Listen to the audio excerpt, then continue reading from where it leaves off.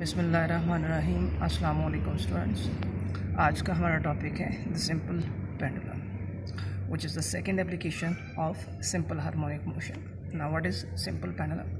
A small heavy mass suspended from a frictionless board by a light inextensible string is called simple pendulum. एक small heavy mass जो suspend होता है एक inextensible string के ज़रिए एक फ्रिक्शनलेस बोर्ड के साथ, उसे हम कहते हैं सिंपल पेंडुलम। अब ये जो स्मॉल हैवी मैस होता है which is also called a point mass, it is a small metallic sphere which is called bob.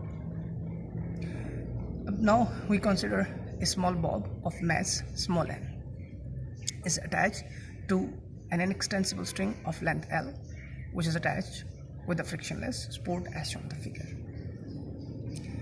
अब जब ये बॉब ओ पोजीशन पे होगा, O is called it mean और इक्विलिब्रियम पोजीशन, तो इस पर जो नेट फोर्स एक्ट करी होगी वो ज़ीरो होगी। अब हम इस बॉब को डिस्प्लेस करते हैं from mean position O to extreme position A. जब ए पोजीशन पे पहुंचेगा, that is called extreme position, तो इस पर दो फोर्सेस एक्ट कर रही होंगी। Number one, weight W equal to mg acting downward and tension T acting along string. तो यहाँ पे हम शो कर रहे हैं कि ये वेट है that is acting downward direction and tension T acting along the string. अब जब हमने बॉब को डिस्प्लेस किया from position O to A, तो here theta is it angular displacement.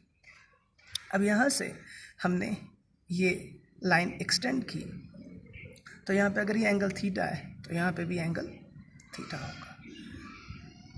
अब हम वेट को यहाँ पे जब हम बॉब को पोजीशन ए पे लेके जाएंगे, तो वेट को हम दो कंपोनेंट में रिजॉल्व करते हैं। अब इसके दो कंपोनेंट होंगे, एक mg cos थीटा इसके अलॉन्ग और एक mg sin थीटा।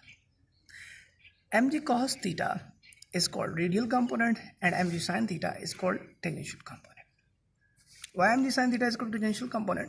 बिकॉज यहाँ पे OA ये एक आर्क बन रही है सर्कल की। अगर हम इसको इस तरह कंप्लीट करें तो एक सर्कल बनता है और उस सर्कल का जो रेडियस है वो L है और जो OA है उसकी आर्क बन रही है। अब जो mg sin थीटा है it is tangent to the arc, so it is called tangential component. और जो mg cos थीटा है, ये अगर हम इसको सर्कल को लें तो L जो है क्योंकि रेडियस बनता है, तो ये रेडियस के अलॉन्ग है, तो इस वजह से हम इसको रेडियल कंपोनेंट कहते हैं। अब जो रेडियल कंपोनेंट है वेट का mg cos थीटा, ये टेंशन के साथ कैंसिल हो जाएगा because both are in equal magnitude but opposite in direction. So mg cos theta and T tension cancel each other. अब the only force acting on the bob at point A is mg sin theta. अब mg sin theta जो है इसकी original position को restore करेगा, so it is called restoring force F। इसको हम कहेंगे F is equal to minus mg sin theta. अब नेगेटिव साइन ये शो करता है कि जो रिस्टोरिंग फोर्स है ये इसकी मेन पोजीशन यानी ओरिजिनल पोजीशन को रिगेन करने की कोशिश कर रही है।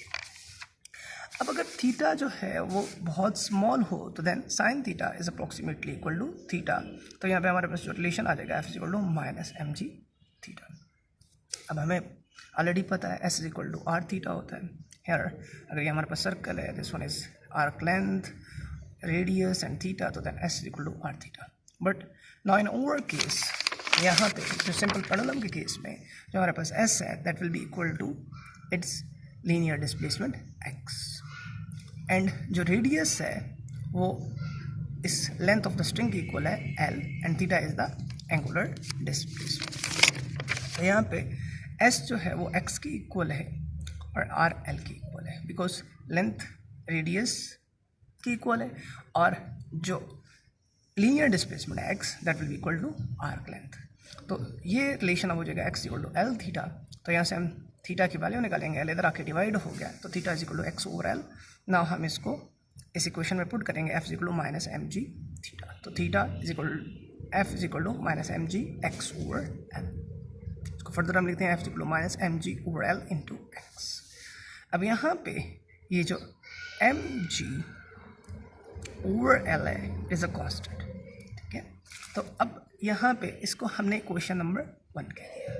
अब रिस्टोरिंग फोर्स को हम एक और रिलेशन से भी लिख सकते हैं जो है F is equal to minus K X, इसको हमने इक्वेशन नंबर 2 कह दिया। अब हम कंपेयर करेंगे इक्वेशन नंबर 1 और 2। जब हम कंपेयर करते हैं तो के हमारे पास आ जाता है एम जी ओवर एल। अब यहाँ से हम एल ओवर एम ओवर के, यहाँ पे के इधर आके एम से डिवाइड हो गया और एल यहाँ पे डिवाइड हो रहा था, इधर आके मल्टीप्लाई हो गया, और जी मल्टीप्लाई हो रहा था, इधर आके डिवाइड। तो सो एम ओवर के हमारे पास हो गया एल ओवर जी इक्वल। अब हमें पता है जो मैस स्प्रिंग सिस्टम का जो टाइम पीरियड होता है T is equal to 2 pi square root M over K. तो यहाँ पे जो एम ओवर के है वो किसकी इक्वल है, एल ओवर जी के। तो यहाँ पे एम ओवर के की हम वैल्यू पुट करेंगे, that is L over g, M over k is equal to L over जी। तो हमारे पास जो टाइम पीरियड आएगा T is equal to 2 pi square root L over g. अब यहाँ पे ये शो कर रहा है ये रिलेशन कि जो टाइम पीरियड है सिंपल पेंडुलम का, it depend upon the length of the pendulum and acceleration due to gravity. अब इसकी एप्लीकेशंस क्या है, तो इसकी एप्लीकेशंस जो है ये हमारे पास यूज़ होता है, it is use to find the value of G, that is due to gravity, and it is used to find the length of string. Now the next application of simple harmonic motion is the physical pendulum. Now what is physical pendulum? एक rigid body जो vertical plane के around swing करती है, जो उस rigid body के inside से पास करता है। A rigid body which can swing about vertical plane passing through it is called a physical pendulum. Let us suppose this one is a rigid body and this one is a point P. Okay. This one is a point P where this rigid body can swing in a vertical plane in this direction. ठीक है। अब C is its center of mass. Initially, when the body is in equilibrium position, so then the point C, which is the center of mass, lies vertically below the point P. At this position, D is the distance between point P and C. Now, we apply a torque on the rigid body and displace so that the new position of the rigid body become this one. Now at this position the point C does not lies vertically below point C and it is displaced through angular displacement theta. If we extend this line, तो यहाँ पे अगर angle theta है तो ये भी angle theta होगा। अब यहाँ पे जो वेट है रिजिड बॉडी का वो एक्ट करेगा vertically downward, W is equal to mg. This one is a rigid body which is a physical pendulum that can rotate about a vertical axis which passing through it. अब यहाँ पे जिस वक्त यहाँ पे इसको हम रिलीज करेंगे तो जो टॉर्क इसको वापस ले के जाएगी वो कहलाएगी रिस्टोरिंग टॉर्क। अब जो रिस्टोरिंग टॉर्क होगी वो किसकी इक्वल होगी, tau is equal to weight into moment arm. Now tau is equal to weight, weight क्या है, weight is equal to mg which is a force, ठीक है, that bring the body back to its equilibrium position.